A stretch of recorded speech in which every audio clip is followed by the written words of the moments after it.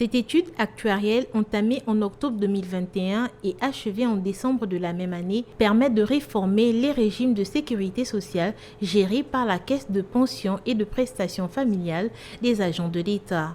Une étude qui prend en compte plusieurs paramètres.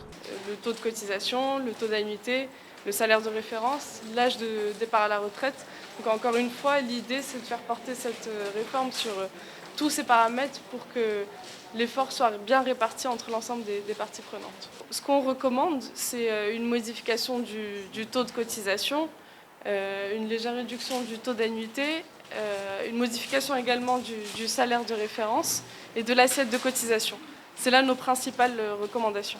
Un échange avec les partenaires sociaux qui ont globalement bien accueilli la réforme. Nous sommes tous pour la réforme. Et dans cette réforme, nous pensons qu'il faut vraiment aller dans la réforme institutionnelle. Il faut aller vers la mise en place de la réforme qui porte sur, j'aurais dire, la retraite complémentaire par capitalisation. L'arrimage, c'est maintenant et tout de suite parce que les retraités ont trop attendu et n'ont plus le temps de trop attendre.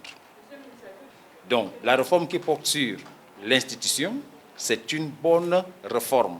La réforme qui porte sur la mise en place de la retraite complémentaire par capitalisation, c'est une bonne réforme. Mais nous disons que pendant que nous sommes en train de mener ces réformes, tout de suite et maintenant, arrimage et revalorisation des pensions retraites. Les conclusions techniques et les recommandations de cette étude, sans oublier la réforme de la CPPF, sont actuellement sur la table du gouvernement et seront dans les prochains jours présentées à l'ensemble des administrations en vue de leur mise en œuvre au bénéfice des assurés.